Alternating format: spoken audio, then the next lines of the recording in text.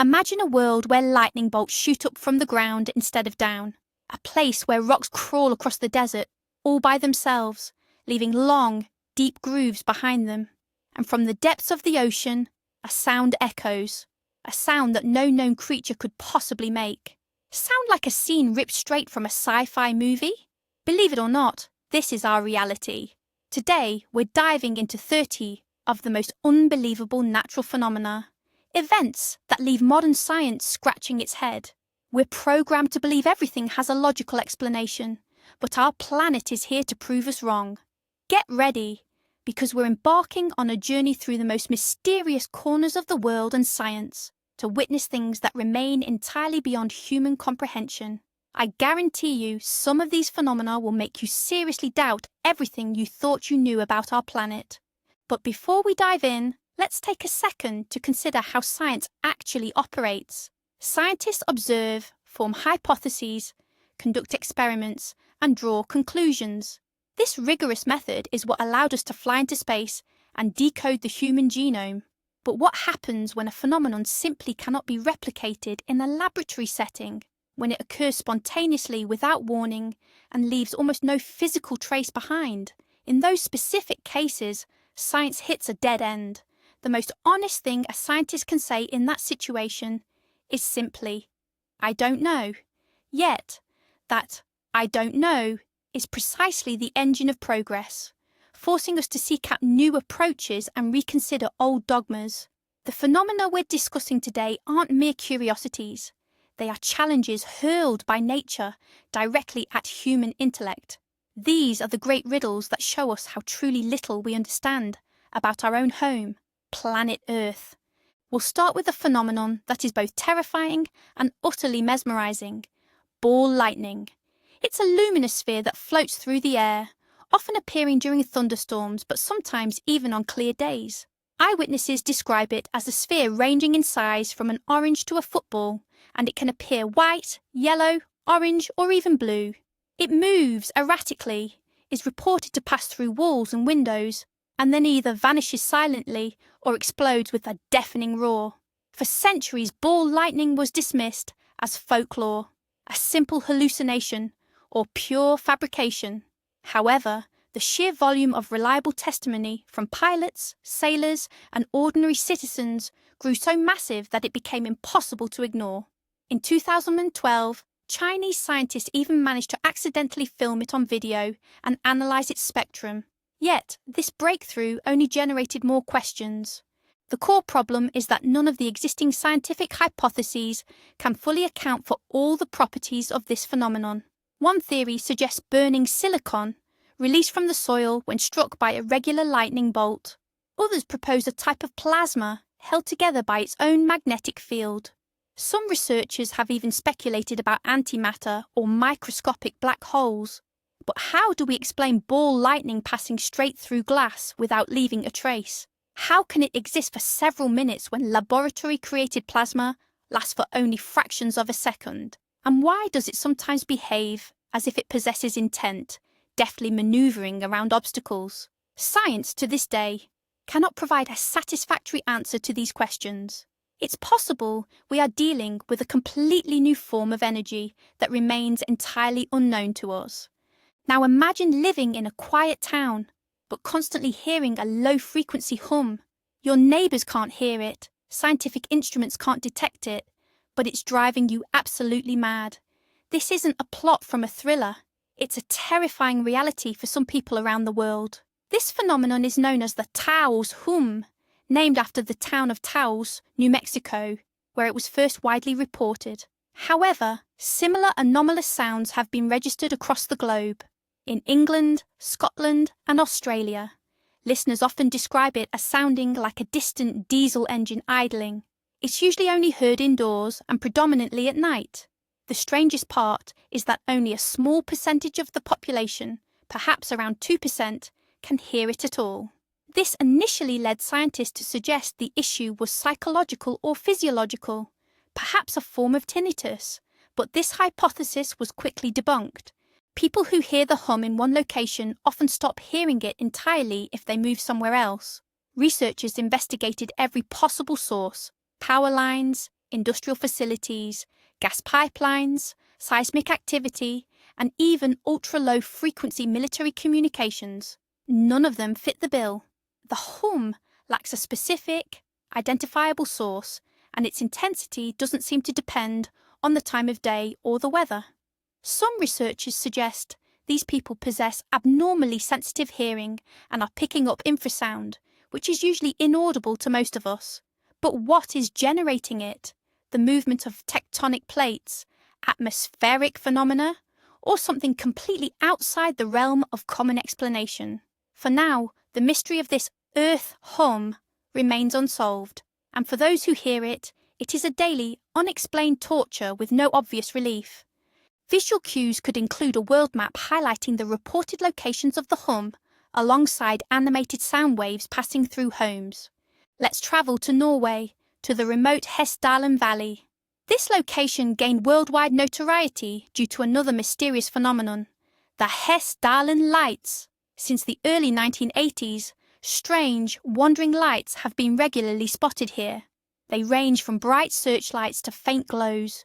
They can hang motionless in the air for hours, or they can zip across the sky at tremendous speeds. Their colours typically range from white to yellow and red. Sometimes they appear as single spheres, and sometimes as entire groups of objects moving in synchronization. Naturally, the initial explanations involved conventional sources like aircraft, weather balloons, or perhaps secret military exercises. However, extensive research conducted since 1983, utilizing radars, cameras, and spectrometers, has failed to confirm these conventional theories. The lights do not resemble any known type of aircraft or flying device. They can spontaneously appear and vanish, radically change shape, and execute unpredictable flight trajectories. One prominent scientific hypothesis suggests that the valley floor is rich in zinc and copper deposits on one side and iron on the other. The river flowing through the middle acts as an electrolyte, effectively creating a giant natural battery. This battery could potentially ionize the air and generate plasmoids. While highly scientific, this theory fails to account for the complex, seemingly intelligent behavior of the lights, such as their ability to hover precisely or travel directly against strong winds. Another theory involves the combustion of scandium-rich dust particles.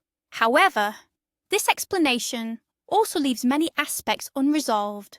While scientists continue to speculate, the Hessdalen Valley remains an open-air natural laboratory, offering observations that simply do not fit within the boundaries of modern physics. These phenomena are vividly documented through real photographs and video footage of the Hessdalen lights captured by dedicated automatic observation stations. Let's journey to Thailand, specifically to the Mekong River, where an astonishing spectacle unfolds every year toward the end of October. Hundreds, sometimes thousands, of reddish fireballs erupt from the water. They silently ascend, reaching heights of 20 to 30 meters before vanishing completely just seconds later.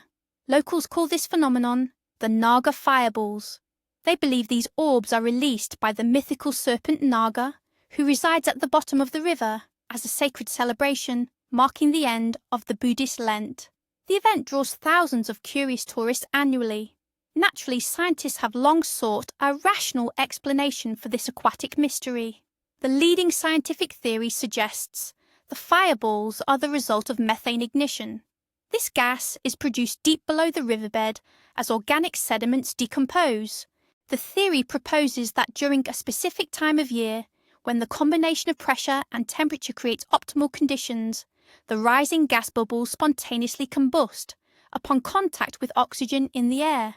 While plausible on the surface, this version presents several critical flaws. Firstly, the conditions required for methane to spontaneously ignite upon mixing with oxygen are incredibly specific, a phenomenon difficult to imagine occurring naturally on such a massive scale. Secondly, if it were simply methane, why does this explosion of light occur only in one highly localized area and at such a precise time of year? The Mekong is immense, and organic sedimentation occurs throughout its length. Thirdly, eyewitnesses consistently report that the fireballs produce no smoke and leave no lingering odour, a characteristic highly unusual for burning methane. Other hypotheses have been suggested, such as the involvement of phosphine gas, which is known to self-ignite. However, the concentration of phosphine found in the Mekong's waters is far too low to account for the spectacle. There's even a fringe theory suggesting the lights are tracer rounds fired by soldiers in neighbouring Laos to boost tourism. Yet, this is easily dismissed, as the Naga Fireballs were observed and documented long before modern tracer ammunition was even invented. So what remains? A truly unique geochemical anomaly? Or is it something entirely beyond our current scientific understanding? The enigma of the Naga Fireballs continues to elude explanation. Visually, we can witness the captivating footage of the Naga Fireballs festival as hundreds of orbs drift silently above the Mekong. Have you ever heard of star jelly? This mysterious, gelatinous substance is sometimes found on the ground, often right after meteor showers. It's translucent, evaporates quickly, and leaves absolutely no trace behind. Mentions of this phenomenon date back to texts from as early as the 14th century. It's been called many things: astral jelly, star slime, or celestial gel. And historically, its appearance has always been linked to something falling from the sky. Modern science remains highly skeptical of the phenomenon. There is no official scientific term for it, and the most common explanation suggests that this is not a cosmic substance at all, but something perfectly terrestrial. For instance, it could be regurgitated spawn from amphibians, like frogs or toads. These eggs can rapidly swell upon contact with moisture, turning into a gelatinous mass. Birds or predators might consume the amphibian, but then regurgitate the eggs, which are often poisonous or simply unpalatable. Another theory involves slime molds, a unique type of fungus that can form similar jelly-like masses under specific environmental conditions. Both versions sound logical, but they fail to explain the main mystery. Why do people find this jelly specifically after meteor showers? Is it simply a coincidence? Perhaps. However, in 2013, samples of this jelly were sent for analysis to the Natural History Museum in London. Scientists there could not identify the DNA of any known organism within the substance. They concluded that it was certainly strange, but exactly what it was they could not determine. So what is it? The remnants of alien life, an unknown terrestrial organism, or simply the result of an active imagination and a series of dramatic coincidences? The question remains unanswered. To illustrate the findings, one could show photographs of the presumed star jelly and compare them directly with frog spawns and slime molds, allowing the viewer to judge the similarities and differences for themselves. We are now diving into one of the most gruesome and controversial topics: spontaneous human combustion, or SHC. This is a purported phenomenon where the human body ignites and burns without an apparent external source of fire. Stories and reports of SHC date back several centuries. The typical scenario is shocking. A victim is found in their home, their body almost entirely reduced to ash, yet surrounding objects, even highly flammable materials like newspapers or clothing, remain untouched. Often, all that remains of the victim are the lower legs or a portion of the torso. The scientific community overwhelmingly regards SHC as a myth. The primary scientific explanation is the so-called wick effect. This theory posits that the initial ignition is external, perhaps a dropped cigarette, a candle, or a spark from a fireplace. The victim's clothing then becomes saturated with melted subcutaneous fat, acting like the wick of a candle. This results in the body smouldering slowly for a long period at a relatively low temperature. This successfully explains why the body is consumed completely while the immediate surrounding area remains undamaged. This theory has been largely substantiated through experiments conducted on animal remains. However, proponents of the spontaneous ignition theory still have unresolved questions. Firstly, the complete incineration of bone typically requires temperatures exceeding 1000 degrees Celsius, similar to those found in a crematorium. The wick effect does not generate temperatures this high. How then can we explain that victims are often reduced to nothing more than a handful of ash? Secondly, how do we account for cases where absolutely no external sources of ignition were found? And why does this phenomenon primarily seem to affect lonely, elderly individuals? While the wick effect is the most probable explanation, certain details in documented cases continue to fuel debate, preventing this macabre topic from being fully resolved. For a sensitive illustration of this segment, we can utilize schematic diagrams showing the wick effect, alongside historical engravings depicting purported cases of SHC while strictly avoiding disturbing real photographs. From the depths of human fear, we plunge into the mysteries of the ocean.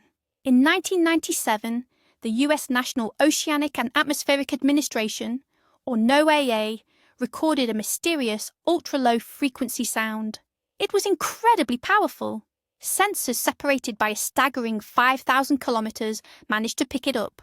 The sound, which scientists nicknamed the Bloop, lasted for about a minute. Its profile resembled a biological signal, the sound of a living creature.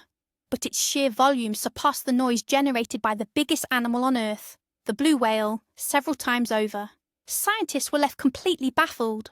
No known marine life was capable of producing such a tremendous sonic output. This mystery spawned countless theories, ranging from the truly fantastical, perhaps a giant marine monster, echoing Lovecraft's Cthulhu, to much more scientific explanations. Initially, specialists were indeed inclined toward a biological origin. But what kind? A gargantuan squid or whale unknown to science, dwelling in unreachable depths. Then, in 2005, a more prosaic, yet far more probable theory finally emerged. Researchers proposed that the bloop was actually the sound of an ice quake, the fracturing and cracking of massive glaciers as they carve off Antarctica. The acoustic profile of such a colossal event bore a striking resemblance to the recorded signal. This is the version largely accepted today. However, it is not 100% proven. Some specialists still have doubts, questioning whether an ice structure could truly produce a sound with such specific frequency characteristics which lean closer to a biological signal. The mystery of the bloop is a compelling example of just how little we still know about our own planet's ocean, even if it turned out to be just an iceberg. The very fact that its sound was mistaken for the voice of a gigantic monster is a testament to the sheer power and ongoing mystery of the abyssal world. We're leaving the depths of the ocean now, soaring high above the Australian continent. It's there, specifically over the Gulf of Carpentaria, that one of the most beautiful and rarest meteorological phenomena occurs, the morning glory cloud. These incredible clouds are long and tubular, sometimes stretching 1,000 kilometers in length and towering up to 2 kilometers high. They race across the sky at speeds up to 60 kilometers per hour, often appearing in sequence, one after the other, truly resembling giant ocean waves.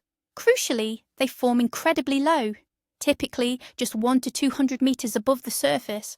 The morning glory has achieved legendary status among glider pilots who travel from around the world just to surf these massive atmospheric rollers. But what exactly are we looking at scientifically? The simple answer is, we don't fully know. The morning glory is classified as a type of solitary wave, or soliton, a wave that propagates without changing its fundamental shape. However, the exact mechanism behind its formation remains elusive. The leading hypothesis links the phenomenon directly to the unique geography of the Gulf of Carpentaria. Sea breezes originating from both sides of the Cape York Peninsula clash, generating a powerful atmospheric wave. At night, as the air cools and sinks, this wave gets trapped within an inversion layer and is funneled southwest. While this model accounts for many aspects of the glory, it doesn't explain everything. For instance, why does the morning glory occasionally appear in other parts of the world lacking these unique conditions? And why is it notoriously difficult to predict?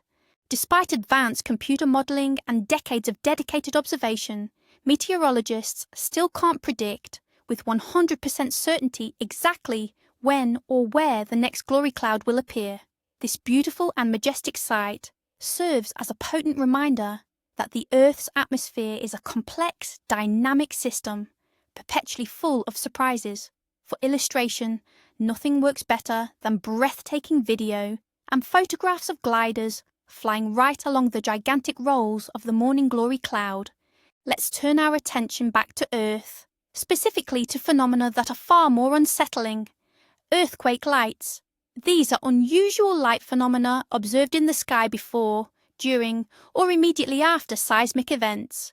Descriptions vary wildly, ranging from brief, lightning-like flashes to glowing orbs floating in the air, and even colourful auroras reminiscent of the Northern Lights. Reports of these lights date back to antiquity, but for a long time, geologists dismissed them as folklore, or simply misinterpreted common occurrences, such as sparks from electrical short circuits on power lines. However, with the proliferation of surveillance and video cameras, the number of confirmed documented cases has become undeniable. For instance, during the 2007 earthquake in Peru and the 2009 quake in L'Aquila, Italy, the skies were illuminated by bright flashes, all of which were captured on video. Today, the existence of earthquake lights is scientifically accepted, yet their fundamental nature remains a profound mystery. Several hypotheses exist. One theory suggests that when certain types of rock, such as basalt, are intensely compressed, powerful electrical charges are generated. These charges may travel to the surface and ionize the air, causing the eerie glow. Another theory points to the release of gases such as radon from fissures in the Earth's crust. These gases, upon mixing with the atmosphere, could ignite and glow. The main difficulty, however, is that these lights are not observed during every seismic event, and there is no clear correlation between their appearance and either the type of rock or the magnitude of the tremors. If scientists could finally unlock the mechanism behind this phenomenon, they might be able to use it as a reliable precursor to an impending disaster. But for now, that remains only a hope. Earthquake lights continue to be a chilling and mysterious omen. Have you ever witnessed thousands of birds moving across the sky as a single living organism? This phenomenon is called murmuration, and it is most commonly observed among starlings, massive flocks, often numbering tens or even hundreds of thousands of birds, create incredible, constantly shifting patterns in the air. They contract into a dense sphere, stretch into long ribbons, then dive and soar upward with astonishing synchronicity. It is one of the most captivating spectacles in the natural world, and yet it still lacks a complete scientific explanation. Biologists certainly have working hypotheses. The primary theory suggests this behaviour is a defensive mechanism against predators, such as falcons. The huge, unpredictably moving mass confuses the attacker, making it difficult for the predator to focus on a single target. Furthermore, being part of a large group significantly lowers the individual bird's risk of being predated. Shame. Murmuration may also help the birds exchange information regarding potential roosting or feeding locations and provide warmth before settling down for the night. But the core question remains: how do they manage to achieve such incredible, instantaneous coordination? Each bird reacts to the movement of its immediate neighbours, and this interaction propagates through the entire flock like a wave. Computer modelling has shown that to create these complex patterns, each bird only needs to track the movements of 6 or 7 of its closest neighbours. But how do they manage to avoid mid-air collisions given this density and speed? The reaction time of every single bird must be virtually instantaneous. Some scientists hypothesize that birds possess unstudied mechanisms of perception that enable them to operate as a cohesive unit. Murmuration is a powerful example of how simple interaction rules at the individual level can result in incredibly complex and breathtaking group behavior. Stunning videos of starling murmurations set against the sunset will serve as the perfect visual for this segment. Let's now discuss a phenomenon that sounds like it was lifted straight from the pages of biblical scripture: blood rain. Imagine drops of scarlet or dark, reddish-brown colour falling from the sky instead of clear water.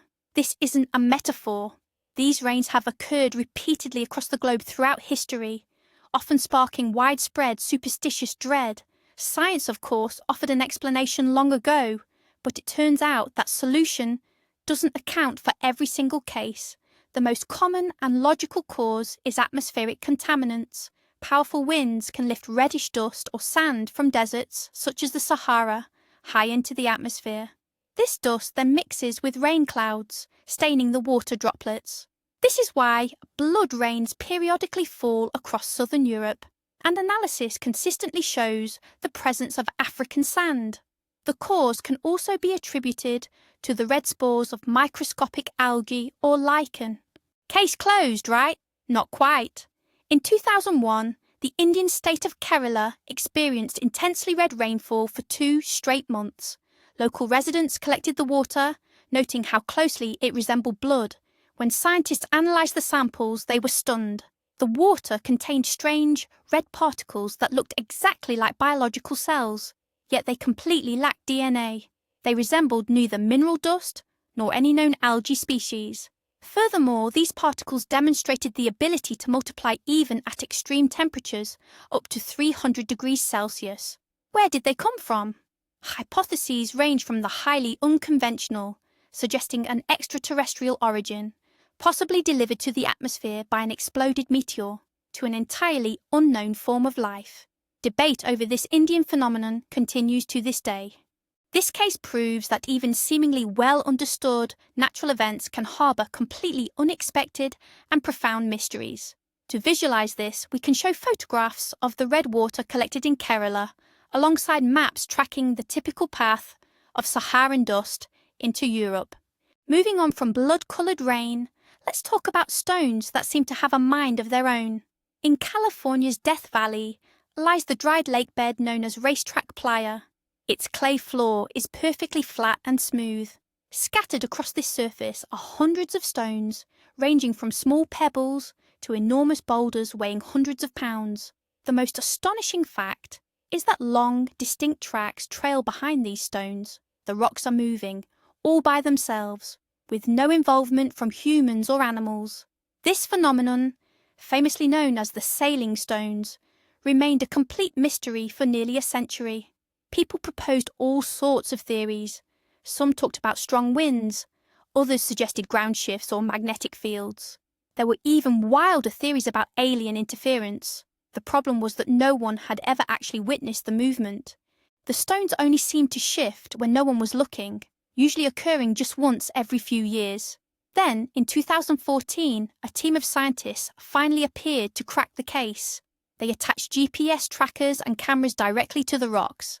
They managed to capture the process, confirming that the movement happens only under a very specific set of circumstances. In the winter, rain creates a shallow layer of water on the dry lake bed. At night, this water freezes, forming sheets of ice as thin as glass. During the day, as the sun warms the surface, the ice thaws and cracks into large floating panels. A light but persistent wind then begins to push these ice rafts, which in turn slowly nudge the partially submerged rocks forward. Their speed is incredibly slow, just a few meters per minute. The discovery was a major sensation. However, some researchers believe this theory still doesn't explain every single case. For instance, there are tracks that make sharp, abrupt turns, or trails where stones move parallel before diverging in opposite directions. The ice raft model doesn't always account for these complicated patterns. So, it seems the sailing stones may still be holding on to a few more secrets, leaving those dramatic tracks carved into the cracked clay as a powerful geological puzzle. We're used to seeing lightning strike down from the sky to the ground. But what if the reverse happens? These phenomena are known as ground-to-cloud, or upward lightning. They are electrical discharges that initiate from a high object on the ground, like a skyscraper, a transmission tower, or a wind turbine, and shoot upwards toward a thunderstorm cloud. This isn't just an optical illusion. High-speed cameras clearly confirm that the leader stroke, that thin, dimly glowing channel, is indeed moving from the ground up. This phenomenon is much rarer than conventional lightning and only occurs under specific conditions. It is usually triggered by a nearby standard lightning strike, which abruptly alters the electric field around the tall structure, provoking the upward discharge. While the general mechanism is understood, many mysteries remain. For example, scientists still don't fully grasp the exact processes in the cloud and on the ground that initiate this action. Why can the same tower experience both conventional and upward strikes during the same storm? And what factors determine whether the discharge will be positive or negative? Upward lightning is a major area of active research because it poses a significant threat to tall structures and aviation. Studying this phenomenon helps us better understand the complex physics of atmospheric electricity and reveals that even in a seemingly well-understood event like a thunderstorm, there are still many blind spots. For illustration, slow-motion footage of upward lightning shooting off the tops of skyscrapers makes for an incredibly dramatic visual. Deep in the heart of the Sahara Desert in Mauritania lies one of the most enigmatic geological structures on our planet, the Richat structure, famously known as the Eye of the Sahara. This giant circular formation measures about 40 kilometers in diameter and is clearly visible even from space. It consists of concentric rings of sedimentary and volcanic rocks, giving it the appearance of a massive bullseye or a gigantic eye. For a long time, many believed it was an impact crater left by a colossal meteorite. However, this theory could not be substantiated. Detailed scientific studies found no evidence of impact shock, no specific impact minerals, nor signs of rock melting caused by the ultra-high temperatures and pressures associated with cosmic collisions. This led to a different theory, which is now the leading explanation. According to this model, the Eye of the Sahara is a geological dome, or anticline, that formed approximately 100 million years ago. Molten magma rose from deep within the Earth, but failed to break through the surface. Instead, it merely pushed up the overlying rock layers, creating a colossal bubble. Over millions of years, relentless erosion, driven by wind and water, gradually stripped away the top of this dome, revealing its complex inner ring structure. While this theory effectively explains the object's general shape, it still faces several challenges. Firstly, the near-perfect circular form and striking symmetry of the rings are highly unusual for geological formations of this type. Secondly, the exact mechanism that led to the creation of such a complex and highly ordered structure remains unclear. The Eye of the Sahara continues to captivate geologists and mystery enthusiasts alike. Its photographs, taken by astronauts from orbit, have become one of the most recognizable images of our planet, allowing viewers to appreciate its grandeur and perfect mysterious form. Imagine fields in the high mountains covered by towering ice spires, sometimes as tall as a person. This isn't a scene from a sci-fi film. It's a real-world phenomenon known as nieves penitentes, or penitent snows.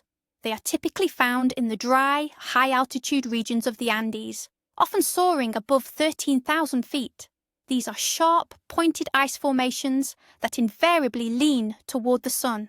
They earned the name penitentes because their appearance resembles a silent procession of white-robed monks wearing tall, pointed hoods. The mechanism behind their formation is quite complex and remains a subject of debate among scientists. It all begins with tiny imperfections on the surface of the snowpack. When sunlight hits these irregularities at varying angles, the snow begins to evaporate unevenly. As in the small depressions, sunlight reflects multiple times, dramatically accelerating sublimation, the process where ice turns directly into vapor, skipping the liquid stage. Meanwhile, on the exposed peaks, where rays hit tangentially, evaporation is slower. As a result, the depressions deepen, while the peaks grow taller and sharper, eventually transforming into these distinctive ice spires. This entire process, known as differential ablation, is the leading scientific theory. However, this theory doesn't fully explain why penitentes only form under very specific climatic conditions, namely low humidity, below freezing temperatures, and intense solar radiation. Furthermore, the exact role that wind plays in shaping these structures is still not entirely clear.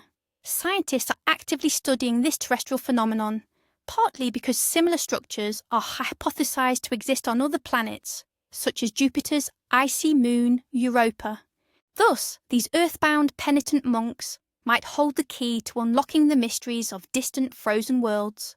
Imagine photos of fields dotted with these bizarre ice figures set against a stunning mountain backdrop.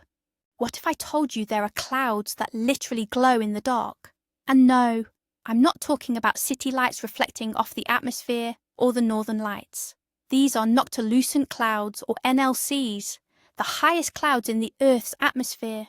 They form in the mesosphere, soaring between 75 and 85 kilometers high, far above typical rain clouds or even high-altitude cirrus clouds. You can only spot them during deep twilight. This is when the sun has long dipped below the horizon for the ground observer, yet its rays continue to catch these ethereal, high-altitude structures. They possess a delicate, wispy, fibrous structure and shine with a ghostly, silvery blue luminescence. They were first documented in 1885, shortly after the massive eruption of the Krakatoa volcano. Initially, scientists theorized that their formation was linked to lingering volcanic dust. However, the eruption's effects faded decades ago, yet the clouds remain. What's more puzzling is that over the past few decades, these clouds have been getting brighter, appearing more frequently, and migrating toward lower latitudes. What is driving this change? That remains the central mystery. For any cloud formation, you need two things: water vapor and condensation nuclei, tiny anchor points where the vapor can freeze. At this extreme altitude, the atmosphere is incredibly thin and naturally bone dry. So where is the necessary moisture and dust originating? The prevailing theory suggests that the condensation centers are provided by meteor dust, constantly streaming into the atmosphere, while the water is transported by complex, high-altitude atmospheric processes. However, scientists are increasingly linking their growing frequency and intensity to global climate change.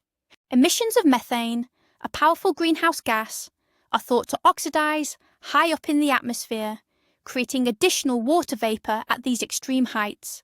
This means these beautiful, mysterious clouds could potentially be a disturbing indicator of human impact. For now, this remains a compelling hypothesis, and the precise mechanisms of their formation and evolution are still not fully understood. But to truly appreciate them, search for mesmerizing time-lapse footage showing the subtle, flowing movement of these silvery clouds against the backdrop of the deepening twilight sky. The year was 1908.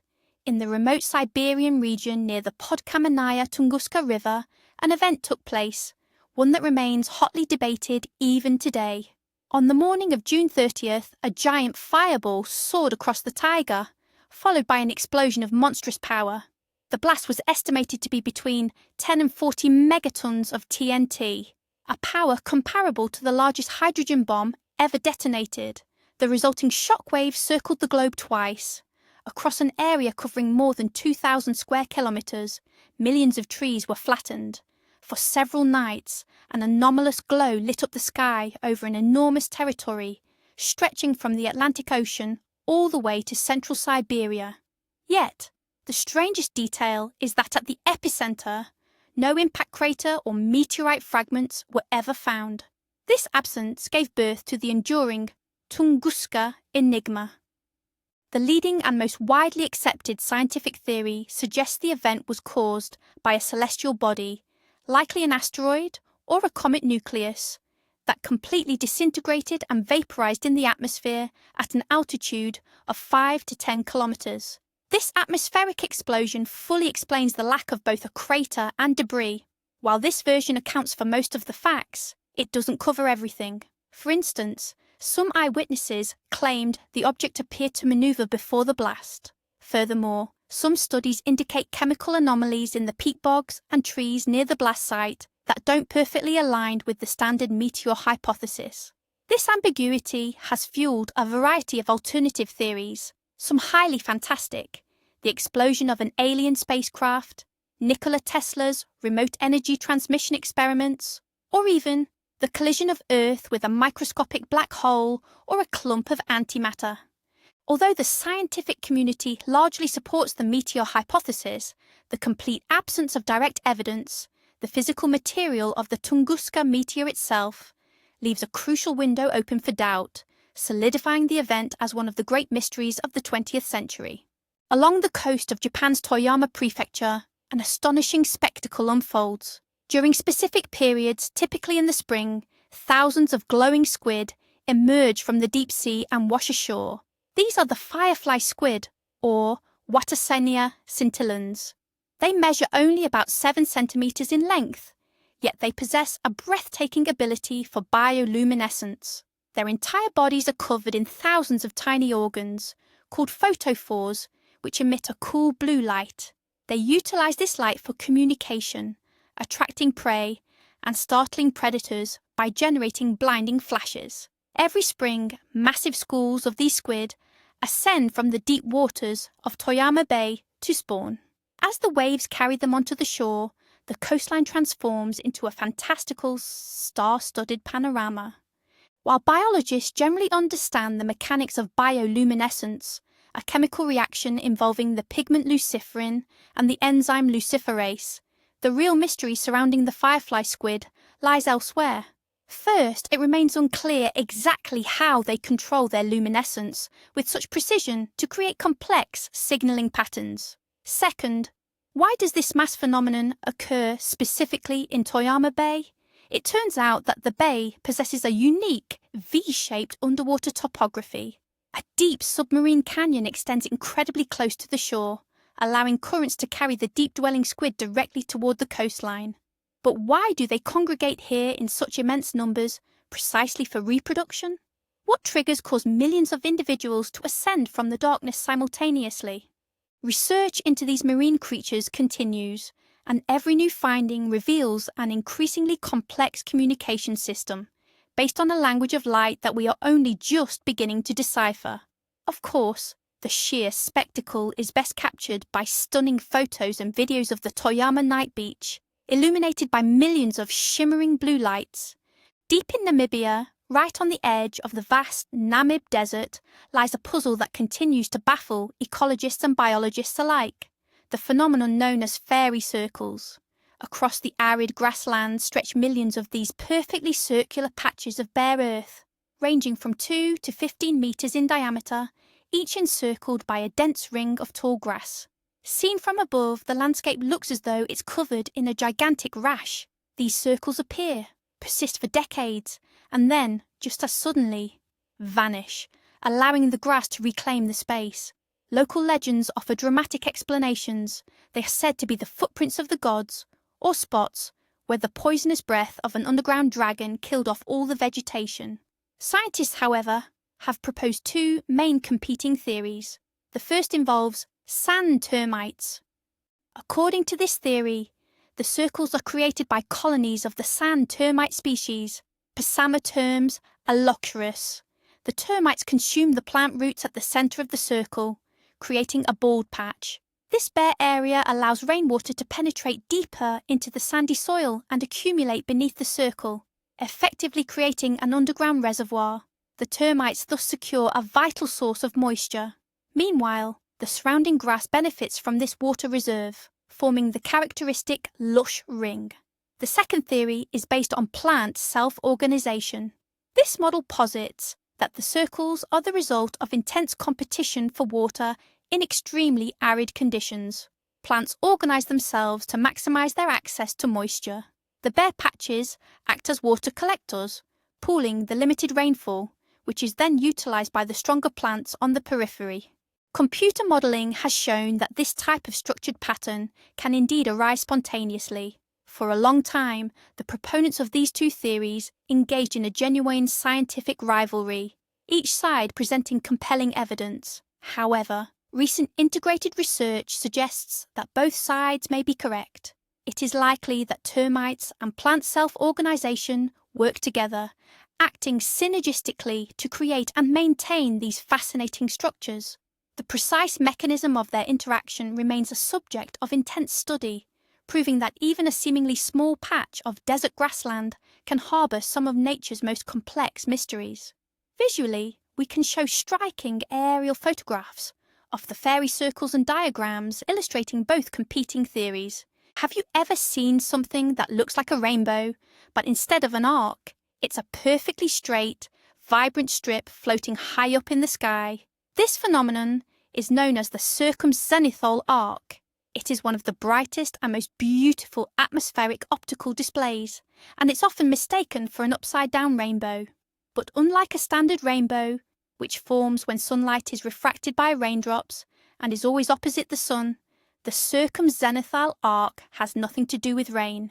Instead, it appears when sunlight refracts through flat, hexagonal ice crystals suspended high up in wispy cirrus clouds. Crucially, these crystals must be perfectly aligned horizontally, acting like millions of tiny, independent prisms. The sun must also be relatively low, positioned between 5 and 32 degrees above the horizon. When light enters the top horizontal face of the crystal and exits through a side vertical face, it disperses into a full spectrum. The colours in a circumzenithal arc are incredibly pure and vibrant, much brighter than a typical rainbow. Furthermore, the colour order is reversed. Red is on the bottom and violet is on the top. While the physics behind this phenomenon is generally well understood, the cisaille remains mysterious due to its rarity and the extremely specific conditions required. Why do ice crystals in some cirrus clouds orient chaotically, while in others they align themselves in perfect order? What dynamic atmospheric processes force them into this specific alignment? We still don't have complete answers to these questions. Every time this Cheshire cat smile, as it is sometimes called, appears in the sky, it serves as a powerful reminder of the complex and astonishing optics of our atmosphere. Visually, you'll want to see bright photographs of this rare and beautiful sight, highlighting its unusual shape and the spectacular purity of its colours. Volcanoes are already a terrifying and magnificent natural force, but occasionally, during an eruption, something even more astonishing occurs: volcanic lightning. These are powerful electrical discharges that flash right within the colossal column of ash and smoke blasting from the crater. This incredible spectacle has earned the nickname the Dirty Thunderstorm. For decades, scientists struggled to understand the underlying physics of this phenomenon. While it was obvious that the charge buildup involved particle friction, the precise mechanism remained elusive. Today, however, we rely on several theories that likely complement one another. The first theory addresses the lightning strikes that occur closest to the volcanic vent. This theory posits that as magma explosively fragments into fine particles of ash and rock, these fragments carry an immense inherent electrical charge. The constant violent collisions between these charged particles cause the separation of charges, resulting in immediate powerful discharges. The second theory accounts for the lightning observed higher up in the plume. As the column rises into the cold upper atmosphere, ice crystals begin to form. These ice crystals then interact and collide with the ash particles. This process generates static electricity, mimicking the exact mechanism found in standard meteorological thunderstorms. Essentially, the volcanic plume transforms into a massive self-sustaining thundercloud. While these theories successfully explain the overall picture, numerous critical details remain unsolved. For instance, why does the intensity of these dirty thunderstorms vary so drastically between different eruptions? Which specific parameters, magma composition, the size of the ash particles, or atmospheric humidity play the most crucial role in determining discharge strength? Studying volcanic lightning holds both immense scientific significance and critical practical value. By analysing these electrical signatures, researchers hope to develop better methods for predicting the power, scale, and potential danger of future volcanic eruptions. Visually, this subject is best illustrated through epic videos and photographs, capturing these powerful lightning bolts tearing through the towering ash columns. In Antarctica, amidst the vast expanse of white ice, there's a sight that looks like a wound on the glacier's body. It's known as Blood Falls. A stream of intensely bloody red water flows from the tongue of the Taylor Glacier, creating a stark contrast with the pristine white ice. It is a sight that is both eerie and utterly mesmerizing. Where does this blood come from? For a long time, it remained a complete mystery. Initially, scientists hypothesized that the color was caused by red algae. However, that theory was quickly debunked. The truth, however, turned out to be far more fascinating. Scientists discovered that approximately 400 meters beneath the Taylor Glacier lies a subglacial lake. This lake has been isolated from the outside world and sunlight for nearly 2 million years. The water within it is extremely saline, which prevents it from freezing, and is incredibly rich in iron leached from the underlying bedrock. This sealed ecosystem, existing in complete darkness and without oxygen, is home to unique microorganisms. They have learned to survive by utilizing sulfates instead of oxygen for respiration, and they derive energy by reducing the iron. When the water from this subglacial lake seeps to the surface through fissures in the glacier, a chemical reaction occurs. The dissolved iron, which was stable in the oxygen-free environment, instantly oxidizes upon contact with atmospheric oxygen, forming a precipitate of ferric hydroxide, or simply put, rust. This rust is precisely what gives the water its dense, rich red colour. So Blood Falls isn't blood at all, it's just rusty water. But even though the mystery of the colour has been solved, the subglacial lake itself remains a unique object of study. It functions as a sort of time capsule, allowing scientists to peer into Earth's distant past and understand how life can survive in the most extreme conditions, an understanding crucial for the search for life on other planets. Visually, we can show contrasting footage of the red stream against the white glacier, followed by an animation explaining the iron oxidation process. What do the songs of whales, the roar of a jet engine, and the music of Pink Floyd all have in common? You can hear all of them in the Northern Lights. That's right, you heard correctly. The aurora borealis can actually produce audible sounds.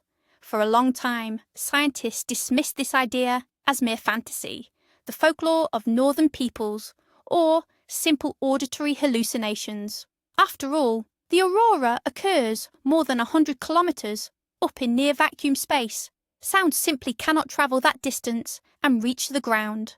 However, countless eyewitness accounts describing cracks, hisses, pops, and even melodic tones during bright displays forced researchers to take the phenomenon more seriously.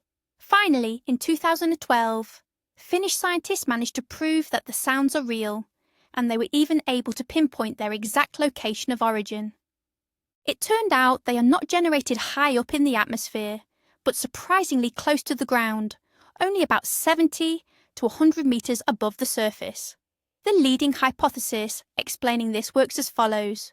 During the strong geomagnetic storms that cause the aurora, an inversion layer forms in the lower atmosphere, where cold air gets trapped beneath a layer of warmer air. Electrical charges carried by the solar wind accumulate within this specific layer. When an especially powerful surge of the aurora occurs, these accumulated charges begin to discharge, creating audible sounds similar to the crackling of static electricity. This theory accounts for the pops and hisses, but what about the more complex melodic sounds described by some observers? That part still remains a mystery. Perhaps psychoacoustic effects are at play here, where the brain interprets random noises as music? Or maybe we are dealing with a completely unstudied physical phenomenon. Either way, the secret of the singing aurora has not yet been fully unlocked. Off the northern coast of Venezuela, where the Catatumbo River flows into Lake Maracaibo, you can witness the planet's most spectacular natural light show, the Catatumbo lightning.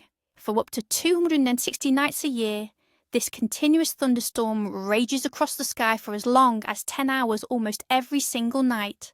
In a single hour, there can be up to 280 flashes of lightning. Yet, this massive electrical display is almost always silent. Because the storm forms at such a high altitude, the accompanying thunder simply dissipates before it can reach the ground. The phenomenon is so stable and reliable that during colonial times, sailors used it as a critical navigational lighthouse. What is the cause of this unique and persistent storm activity?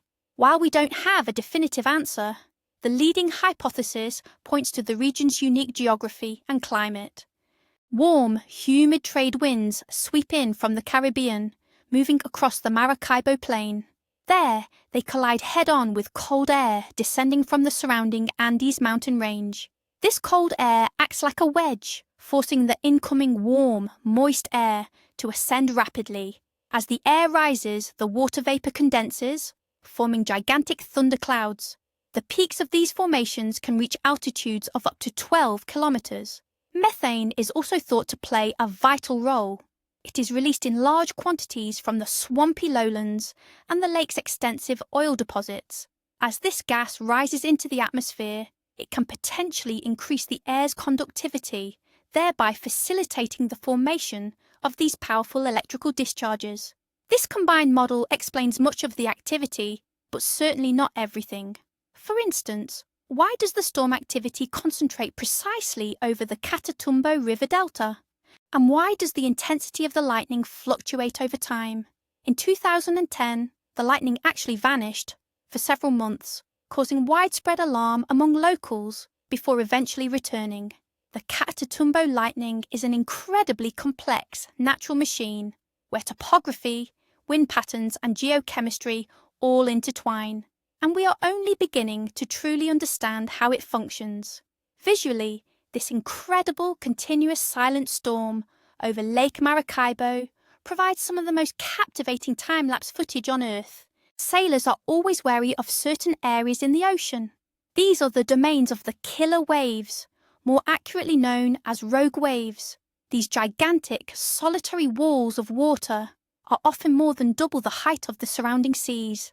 They emerge suddenly, seemingly out of nowhere, and possess immense destructive power. For centuries, they were dismissed as mere sea shanties or the exaggerated tales of frightened sailors. Oceanographers argued that according to established linear wave theory, the statistical probability of such giants forming was virtually zero. However, everything changed in 1995. At the Draupner oil platform in the North Sea, a laser sensor recorded a wave measuring 26 meters, 85 feet, while the surrounding waves peaked at only 12 meters, 39 feet. This provided undeniable proof of their existence. Since then, rogue waves have become the subject of intense study, yet their fundamental nature is still not fully understood. They are not tsunamis, which are caused by earthquakes. Rogue waves are born deep in the open ocean. The leading theory suggests they result from interference, the spontaneous constructive merging of several ordinary waves, which briefly combine their energy into a single, massive peak. But simple addition isn't enough to account for the sheer size of these monsters. More complex, non-linear models have been proposed. These show that waves can actually steal energy from their neighbours, concentrating it into one colossal wave. Furthermore, strong currents moving against prevailing winds can contribute to their formation, forcing wind-driven waves to shorten and grow dramatically taller. Despite advances in modelling predicting exactly where and when the next killer wave will appear, remains impossible. They remain one of the most serious and unpredictable hazards to shipping, and it is now widely believed that these waves are responsible for sinking many vessels previously listed as lost without a trace under mysterious circumstances. Visual elements can include a computer model demonstrating rogue wave formation alongside rare, real-world footage captured from ships. Is there anything in the universe that travels faster than the speed of light? According to Einstein's theory of relativity, the answer is a definitive no. Yet, astronomers observe a phenomenon that at first glance seems to violate this fundamental law: superluminal jets. These jets are narrow streams of highly energetic plasma blasting out of the centres of active galaxies, regions believed to house supermassive black holes. These colossal streams can extend for hundreds of thousands of light years.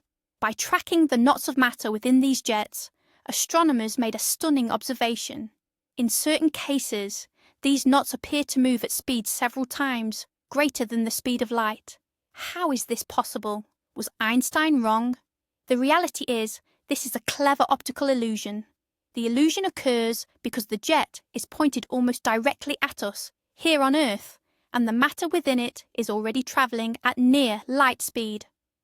Imagine a plasma knot moving towards us. It emits light. While that light travels towards Earth, the knot itself continues its journey, covering a huge distance and almost catching up to its own emitted light. Consequently, the light emitted from the knot's later position reaches us almost simultaneously with the light from its earlier position. To us, the Earth-based observer, it appears as if the knot has covered a massive transverse distance in a very short amount of time, thus creating the illusion of superluminal velocity. This phenomenon, explained by the relativistic Doppler boosting model, perfectly accounts for the illusion itself. However, many crucial questions remain unanswered. What is the precise mechanism that accelerates matter to such incredible speeds near a black hole? And how do these jets stay so incredibly narrow and focused over hundreds of thousands of light years?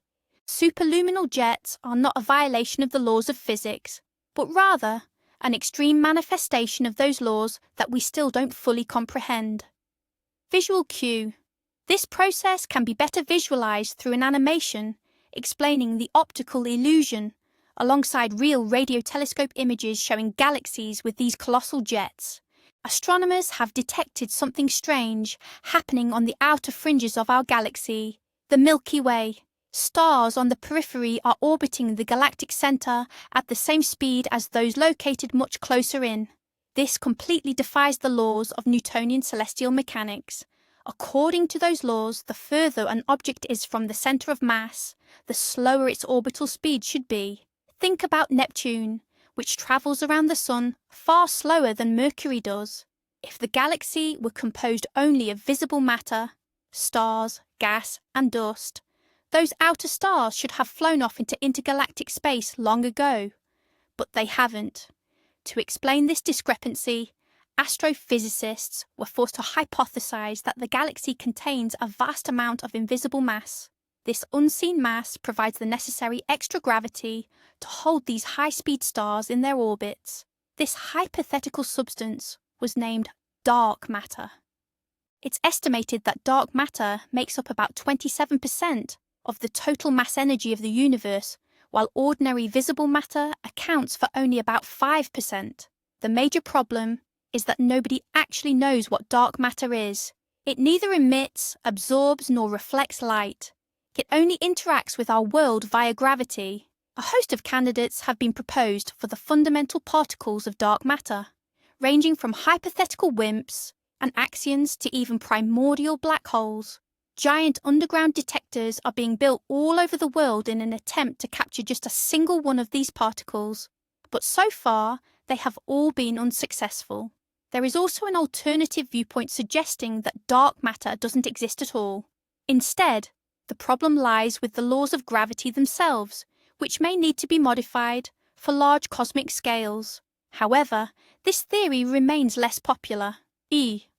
The mystery of the anomalous galactic rotation speeds and the existence of dark matter represents one of the biggest unresolved problems in modern physics and cosmology. Visual prompt: show the galactic rotation curve graph, expected versus observed, and a 3D model of a galaxy surrounded by an invisible dark matter halos. In 1977, American astronomer Jerry Ehman, while monitoring the sky using the Big Ear radio telescope, detected something that continues to baffle and intrigue those searching for extraterrestrial life. He had discovered an extremely powerful, narrow-band radio signal that lasted exactly 72 seconds. The transmission originated from the direction of the constellation Sagittarius. Its unique characteristics, a very narrow frequency band and high intensity, set it apart from any known natural source of cosmic background noise. Ehman was so stunned that he famously circled the data printout in red ink and scrawled, "Wow!" in the margin. That single note is how the signal earned its legendary name. What was it? It was the perfect candidate for an artificial transmission sent by an extraterrestrial civilization. Crucially, the signal registered at 1420 MHz. This frequency is the natural emission line of neutral hydrogen, the most abundant element in the cosmos. Many scientists hypothesize that any intelligent civilization attempting interstellar communication would intentionally choose this universally recognized cosmic frequency. The greatest puzzle surrounding the WOW signal, however, is that it has never been detected again.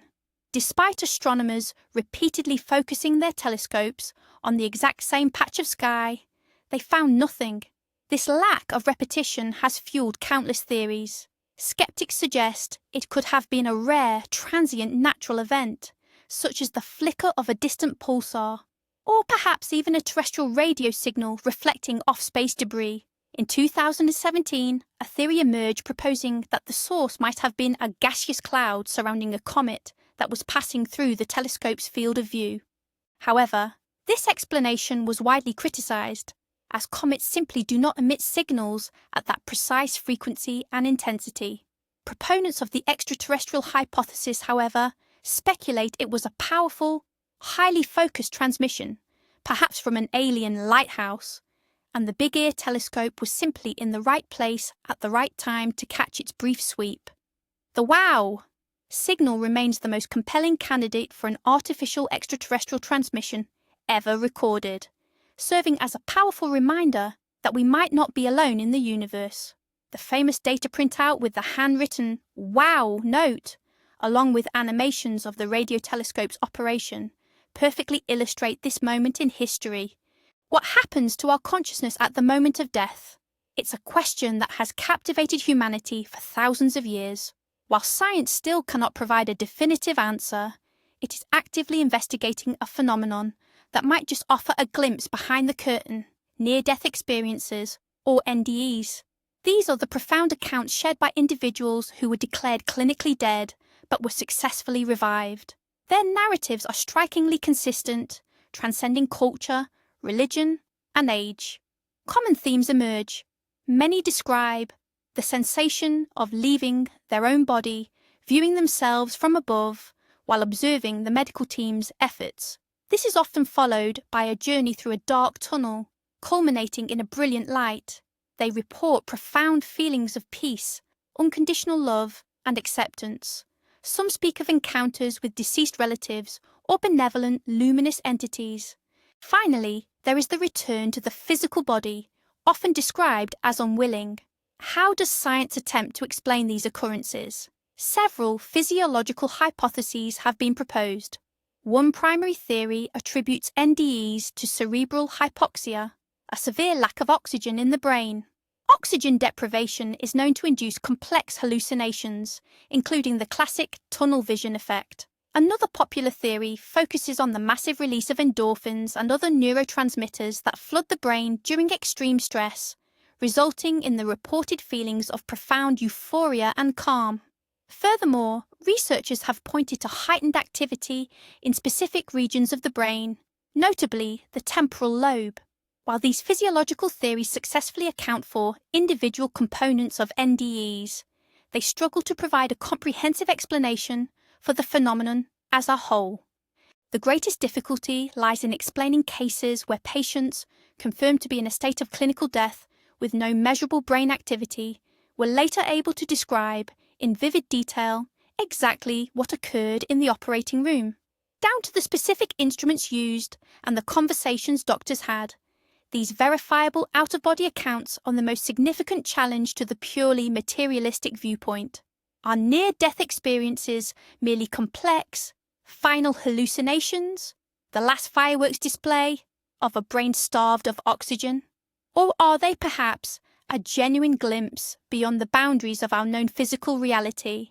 The investigation continues, and finally, the 30th phenomenon on our list is arguably the most fundamental mystery of all. Life itself. 4 billion years ago, how did the very first living cell arise on a lifeless young Earth, created from simple inorganic chemicals like water, methane, and ammonia? This process is called abiogenesis. Scientists have made significant progress in understanding its individual stages. The famous 1952 Miller-Urey experiment showed that simple molecules, exposed to electrical discharges mimicking lightning, could spontaneously form amino acids, the essential building blocks of proteins. Later research demonstrated that nucleotides, the building blocks of DNA and RNA, could also be formed this way. There is the RNA world hypothesis, which suggests the first life form wasn't a complex DNA-driven cell, but rather a simple RNA molecule capable of both storing genetic information and catalyzing chemical reactions. But the biggest gap in our knowledge is the transition from complex organic chemistry to true life. How did these basic building blocks assemble into the very first self-replicating system? How did the genetic code emerge? And how did the first cellular membrane form, successfully separating the internal workings of the cell from the external environment? This represents a giant leap in complexity, one we still cannot fully explain or replicate in a lab.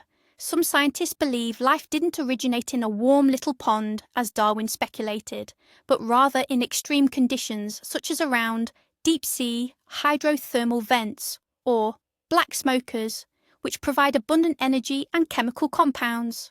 There is also the panspermia hypothesis, suggesting life arrived on Earth from space, transported by meteorites. However, this merely shifts the question of how elsewhere.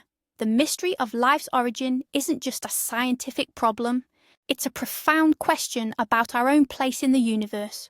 Was it a fluke, a unique and improbable alignment of circumstances? Or is life a predictable stage in the evolution of matter, destined to arise wherever the conditions are right? We still don't have the answer. Visual, animation illustrating the stages of chemical evolution, from simple molecules to a hypothetical protocell. So we have wrapped up our journey through 30 of the most baffling phenomena in our world and the wider universe.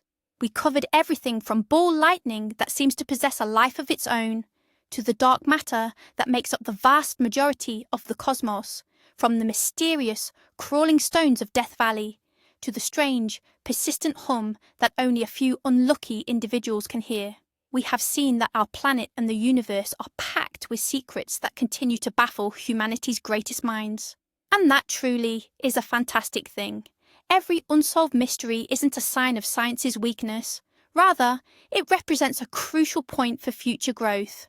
It's a promise of incredible new discoveries, the kind that might fundamentally reshape our very understanding of reality. The world is not as simple as we sometimes assume. It is far more complex, much more surprising, and infinitely more interesting. Thank you for sticking around and watching this video until the very end. If it sparked your curiosity or made you think, please hit the like button and subscribe to the channel so you don't miss our next journey into the unknown. Now, I have a question for you. Which of these 30 unexplained phenomena baffled you the most? Better yet, have you or anyone you know ever experienced something truly inexplicable? Share your story in the comments below. I'd love to read them. Until next time.